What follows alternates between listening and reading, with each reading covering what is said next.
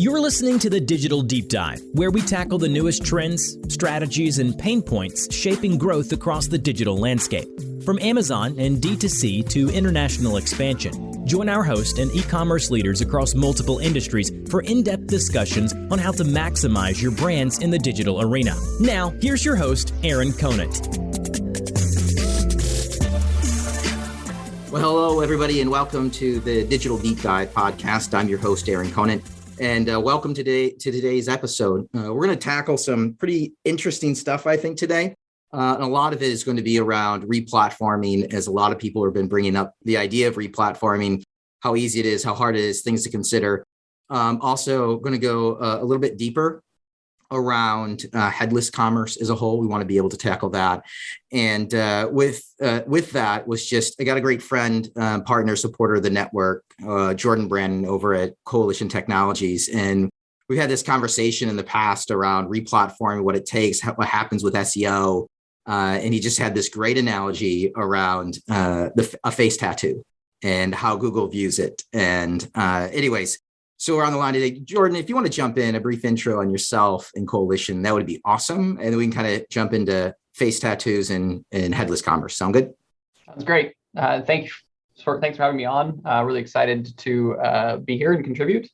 My name is Jordan Brannon. I'm one of the co-founders and currently the president at Coalition Technologies. We are a leading e-commerce digital agency focusing on small and mid-sized e-commerce brands and ventures. We work with everybody from mom and pop, husband-wife startups, all the way up to e-commerce stores run by some of the world's largest companies. So we've got a lot of experience, and we are full service. We get a chance to do everything from the initial strategy and consulting about what will go into your e-commerce store. And then we continue to provide maintenance and support after we've designed and built it.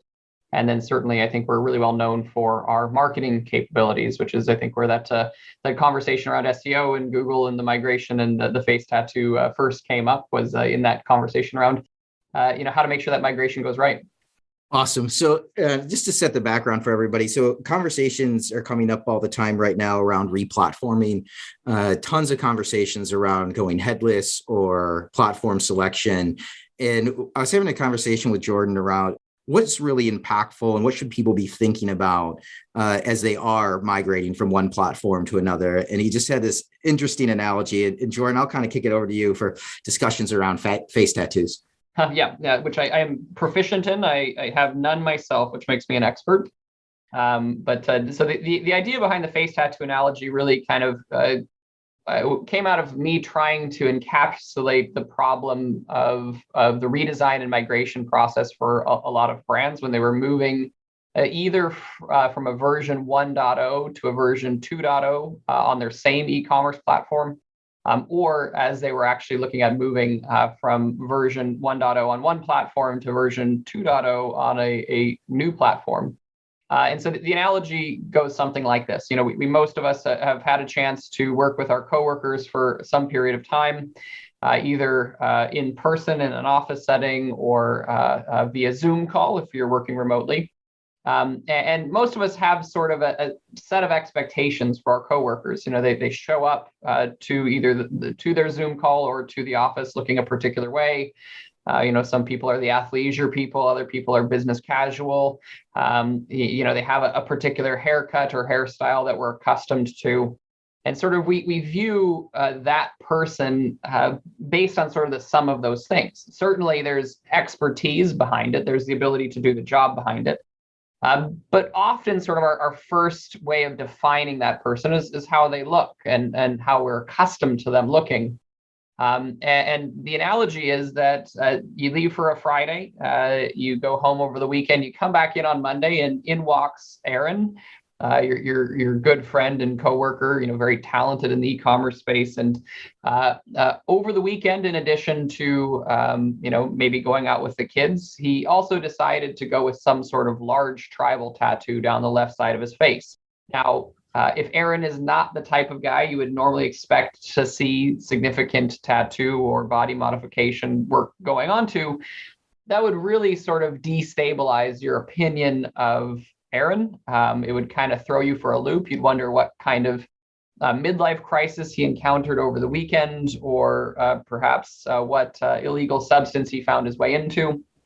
And it would really sort of derail a lot of the relationship that you've built up over the few years, and sort of that even the confidence in his ability to do his job, because it feels really out of character.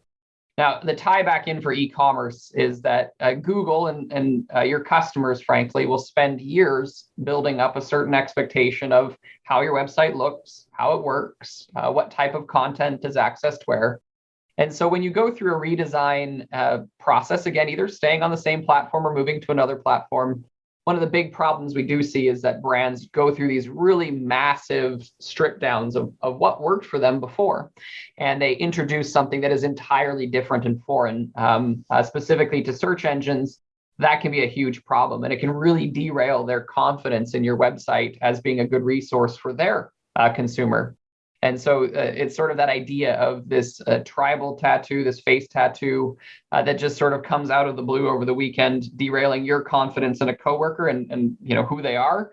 The same way that a significant redesign where you change the aesthetics of your site so substantially, or perhaps you change the navigation and content of your site so substantially that a search engine really isn't interested in sending a lot of business your way until they sort of see you reestablish yourself as sort of that familiar entity who is really competent in a given area. Does that make sense, Aaron?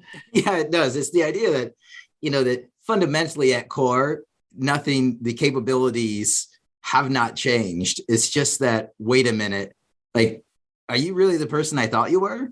And then it just takes this chunk of time where you get, used to the new normal, the new look and the new feel, right? And then at that point in time, like, Google will feel more comfortable about it. But, really, how do you prevent that in the first place? And I think in the first place is what people, should be cognizant of. Yep, totally. And I mean, I think it's sort of, we go back to that analogy, you can kind of walk it back a little bit. If Aaron came in over the weekend and Aaron had a little bit of a neck tattoo peeking up over his collar that hadn't been there before, maybe that would be, still a little surprising, but, a little less surprising than a half face tattoo.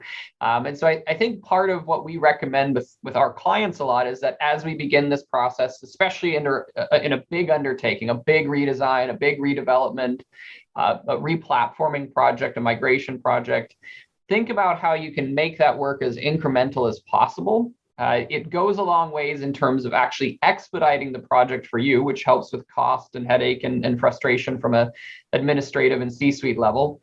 But it also really does allow search engines and customers to sort of feel like this incrementation is healthy, it is helpful, and it's not sort of a step backwards. And so with our clients, we often suggest, where possible, especially in a big sort of migration or redevelopment project, look at making the lighter sort of branded design changes first in the course of the move, but keep the content, keep the navigation, keep some of the major user experience elements in place, and then begin to work on those specific things. The advantage is you get over to your new platform or the new technology suite sooner. And again, a lot less headaches. And you can really work through some of the bigger challenges independent of one another. Usually that data migration, usually the connections to sort of the background software pieces, nobody really sees, but they represent a huge chunk of the work. And you can get those done and in place before you begin to work on the front end experience, which again is another really significant piece of the work. Yeah, so I want to tackle, you're talking about the back end, the connections and everything, and this idea of headless commerce as a whole. I do want to get into like this checklist of like the critical activities that people should be thinking about as a whole. But this idea of headless commerce, do you mind diving into that just a little bit so we can have a deeper understanding? Because I don't know, it just seems like a buzzword that's out there right now. Like, is this the future, which I think people are trying to understand right now? And then if so, is there a reason, is Shopify, Magento, the big commerce, everybody else that seem to be the big mainstay that everybody's considering? How does headless fit into those platforms as a whole? Yeah, great question. And so headless, I will say part of the problem with understanding it is it's just really a terrible name, but it's probably just a terrible name a bunch of other terrible names. I in trying to describe it to clients, I often say it probably would have been better to have described it as faceless. That is in some ways creepier than headless. I think the headless horseman is, obviously a little eerie. We all remember the good Christina Ricci movie. I think Johnny Depp maybe was in that. But the faceless horseman is in some ways, I think, a little more terrifying. And so we went with headless as an industry for whatever reason. And in a nutshell, the whole idea behind it is that sort of the front end, the visual experience for a customer, the content and images and the web pages that they're visiting is sort of separated or removed from the back end, the brain of the operation, of the software that sort of stores the information, processes it, provides some of the relationships between different pieces of content.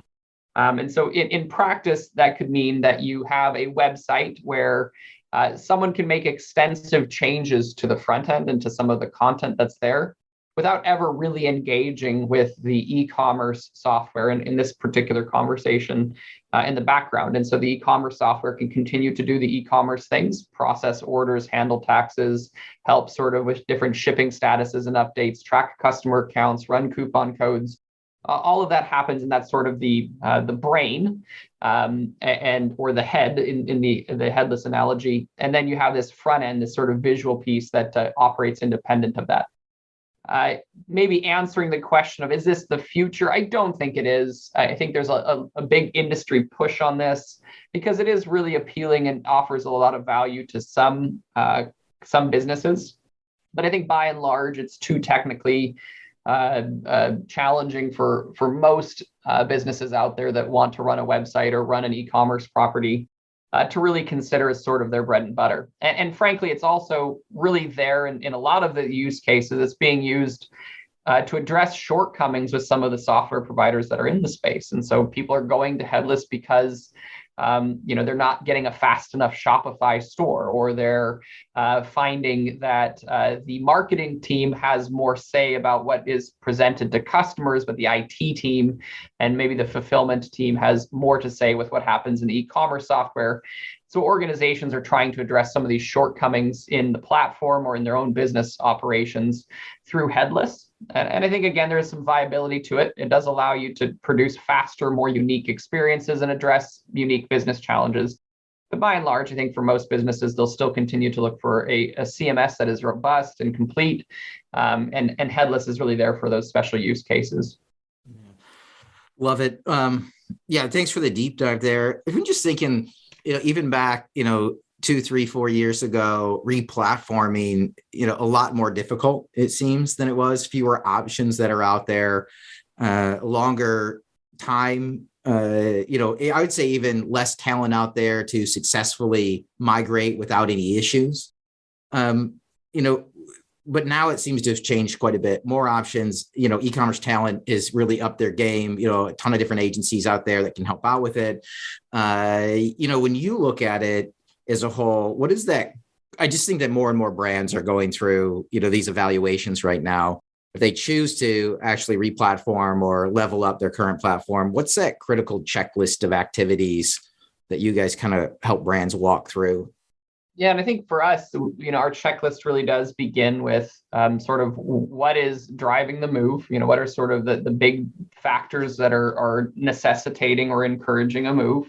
You want to keep those things front and center in whatever checklist you are coming up with. I think one of the things that's interesting is that a lot of brands make the decision to migrate or replatform with 2 or 3 really big things driving that thought process. There's just big organizational issues with the current solution, or they feel like there's a big advantage with their next solution.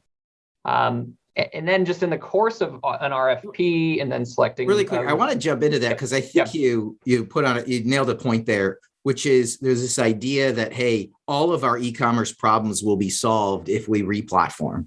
Oh, yeah. Mm-hmm. And therefore, let's replatform. And hopefully it's this silver bullet that solves all these different issues. Yep.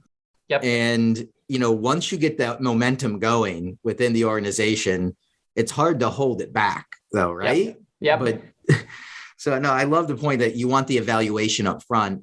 and then jumping around to make sure you've done the evaluation and brought in the right partners to make sure you're understanding, yes, we're at A, we're going to B, and you're swapping problem C for problems D. Right.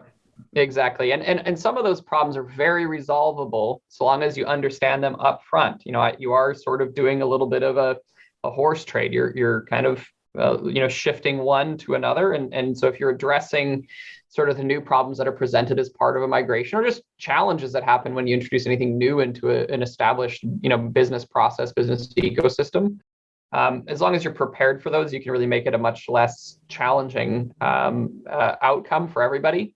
Where we often see this, where we're the third agency in 6 years, 8 years in, after the third e-commerce build, and each agency has been previously selected for their ability to address a specific deficiency in their prior build.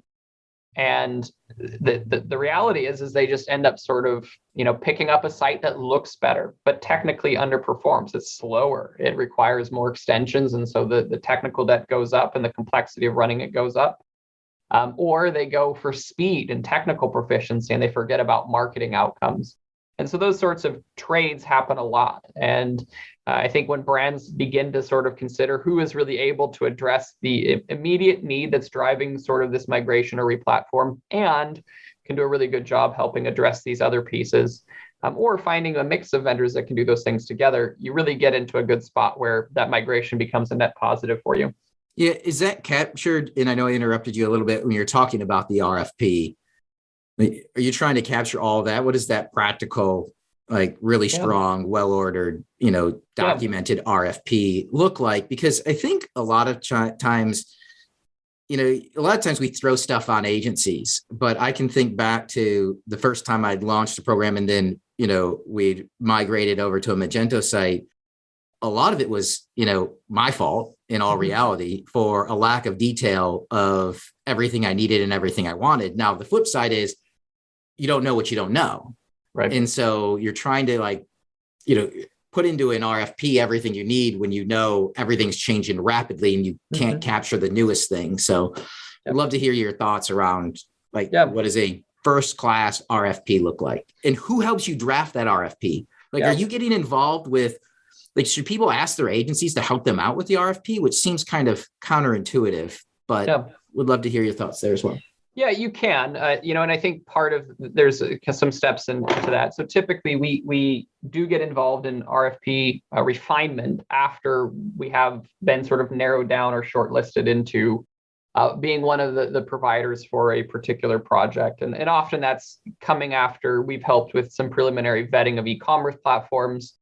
Then we're well positioned to sort of speak to not only the business needs and the e-commerce needs and the marketing needs and the things that come out of that process, but we're also able to speak to that in a more specific way relating to our experience building and marketing Shopify sites or big commerce sites or Magento sites. And so I certainly would expect a good agency to help you with that RFQ refinement. After you've sort of reached a point where you're pretty close or have really kind of almost reached the point of signing onto what your next e-commerce platform will be. And that can be one or two. And at that point, you really do want your agency to step in and make sure that they're really communicating well with you about what you have in scope and how they're planning on addressing those things and what sort of other questions are still unanswered. In terms of generating your first pass RFP and being really successful with it, you want to talk to the different departments that are really interacting with the website and kind of speak to them about what their needs are in some level of specificity and detail. I see a lot of marketing teams, if they're driving the e-commerce process, forget that there is an accountant involved, forget that there is a finance team involved, forget that there is a customer service team that is involved, or forget that there is a fulfillment and warehousing team that's going to be involved. And they get very sort of short, like bullet pointed, we need the ability to integrate to our warehousing solution. Well, that's not actually a really well-built RFP because there is literally 30% of your success on an e-commerce build is going to come back to how well that streamlines into your warehousing and gets orders out accurately and on time. And so really making sure that those stakeholders are involved and have had a chance to represent and communicate what their requirements are that starts things off on the right foot. And too often we are coming in, we are already participating in a bid process, and we're the only agency that's asking those questions. And that can kind of slow things down because people become aware that, hey, we should have started here rather than, having chosen our platform, having chosen a short list of agencies. And now we've got to sort of hit the brakes and go back to these particular starting points.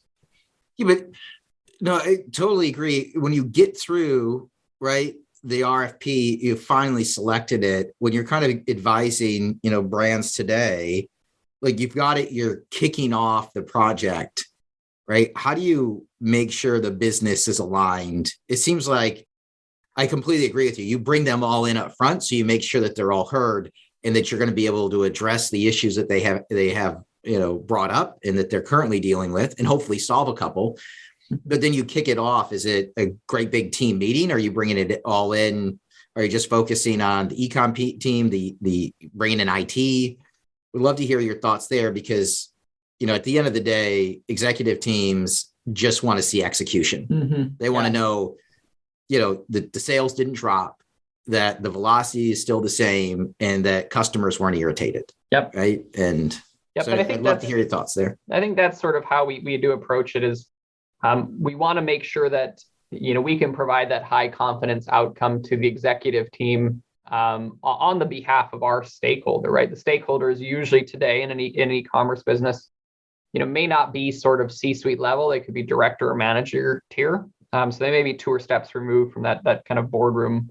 And so they're really thinking about this, hey, my job and my reputation here are on the line. Sometimes they've been brought in specifically with the expectation that they're going to help a brand move into a new platform and begin sort of a new era of e-commerce success, as part of their joining the organization. And so there's a lot writing on that for them. And so part of what we try and make sure happens is that there is that quick maturation of the RFP. If we're already sort of in that selection stage, we usually will hold separate meetings. If it's a bigger organization with each of the different departments and teams, we just know are going to be involved.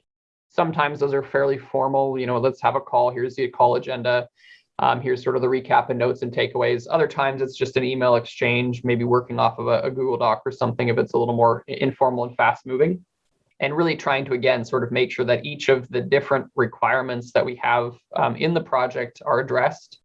And we have that experience. I think a lot of good agencies will have that experience where they can speak to the different project phases when things need to be completed and signed off on by. And so we can, begin the work. So the executive team sees that, hey, we're in discovery, we're moving into design, we're getting closer to development. And in parallel to that, we maybe are helping to uncover some of the gotchas that would have shown up much later in the course of the project that probably would have really kind of created some problems for whoever is the key stakeholder decision maker on the e-commerce project. So are there like key stumbling blocks? Just keep pulling the thread where you see companies stub their toe. Yep. Over and over again. And it seems like a couple could be not bringing in the right people from the get-go. Yeah. Right. And we've covered some of those here. Are there other ones that you think are top of mind? Maybe it's, too much of an effort of leaning on marketing to do the design, or maybe that's a great thing. I don't know. I'd love to hear your thoughts there. Yeah. I mean, I think for sure there's a few that we kind of see as really common and big stumbling blocks for a typical RFP. I think first and foremost is there's just a lack of attention to how the data is going to move and what data is going to move between platforms or versions of a site. There is, even in a small e-commerce venture, there's a ton of data that needs to be moved over, and it comes up. I mean, most of the e-commerce experience is really driven by these databases. And so you have customer accounts, you have discount and promotional history, you have coupon codes, you have tax information, tax records, you have shipping information, shipping providers, you have banks involved, you have customer groups, you have administrative logins. There's just, we're not even touching on the categories and the product databases and things like that. And so there is just a lot of areas where that data piece can go sideways if it's not really well thought of. So that's probably top of list. it usually, just in a typical project, the migration piece is going to be a little more intensive of a focus area anyways, and it's going to have some higher costs. And so it's one you definitely want to be prepared for upfront. I think the other piece is sort of that thought process around how this really impacts the customer experience as it occurs today. One of the things I see brands often assume is that they know better than their customer in terms of what the site design and content should look like. And they don't recognize that their customers may have actually been quite happy with the prior branding and prior navigation experience. And they don't really consider that as part of a move. They look at their competitors, they look at sort of aspirational brands in the e-commerce market, and they say, well, we're going to do what they're doing, and forget that, ultimately it's not your competing brand that's buying from you, it's your customer that's buying from you. And I think that's really important to kind of make sure that you really consider carefully what is working well in the current e-commerce experience before you begin that design, before you begin sort of mapping out the navigation experience, because that'll really inform a lot of what you do and help you avoid any sort of tail off as a consequence of what you're doing. And I think finally, again, just getting back to kind of some of the very basics, make sure you have a training and onboarding plan for your internal personnel. A lot of RFPs don't address sort of the training in a meaningful way. But in this day and age, with sort of the great resignation really impacting a lot of e-commerce teams, you want to make sure that you have a really great opportunity to onboard people quickly. And so you're not in a problem situation where at the end of things, the person who started the project is no longer there. And nobody really understands why the project began at all. What was sort of the thought process in arriving there and how to use the tool set once it's built. Love it. If we, I'm just thinking, everything's lined up, and now it's go time, right? Assuming, somebody listening in, a brand out there is getting close to the launch of their new platform. Mm-hmm. What are the last minute things, that they should have on their checklist? You have any, top ones that come to mind? Yeah, I mean, if you're an experienced e-commerce brand, I would definitely look at your redirect strategy as a big part of what you want to go live with. Make sure that you have a real clear thought process as how all of the old content and URLs are going to point to something good and viable on the new platform. That's really an important one. I also would really strongly suggest, if you're making a switch on sort of the SaaS platform side, really consider how you're routing your emails and whether or not your new server, new host, your new software provider has the necessary certifications or authentication type of things in place, so that when you start sending emails, transactional emails and things like that, make sure that those are being authenticated as they reach people's inboxes and aren't being blocked as spam because you, again, haven't maybe gotten Shopify to be essentially approved to send emails on behalf of your domain. That is a kind of a mistake we sometimes see. We'll get roped into someone else's project, and that's something that's come up time and time again. And I think finally is just making sure that you've reached the point where you really understand how the data flows out of the e-commerce platform into your ERP or your warehouse, and have really done some meaningful tests there. Often that sort of gets the least amount of attention. Everybody nods their heads and say, this will be fine when we launch, and then you launch and it's not fine. And so really making sure there's a good understanding of how that's going to work and whether that does work at all in the first place. Awesome. I love it. Well, Jordan, thanks for being such a great friend, partner, supporter of the network. Thanks for your time today, being so willing to share. If others need to get a hold of you, what's the best way to reach out to you and the team? Yeah, we're available at coalitiontechnologies.com and sales at coalitiontechnologies.com puts you in touch with our strategy team. We're really pleased that we don't run sort of a typical kind of shallow sales organization. Our team is really made up of strong e-commerce digital strategists who have platform and industry specific experience. And so they're not only able to help you, get a proper quote, but they're also able to help you develop that RFP, help you develop a real clear scope of work and a good plan, and make sure that's executable. So we enjoy those conversations and at the very beginning, and we make sure that they're valuable to you and help you really come away with a much clearer understanding of what it's going to take for you to be successful in your replatform migration. Yeah, fantastic. Well, thanks again, Jordan, for your time today, and thanks to everybody for listening in. Again, I'm Aaron Conant, and thanks for joining us, and look forward to continuing our digital journey together. Everybody take care. I look forward to having you on a future episode.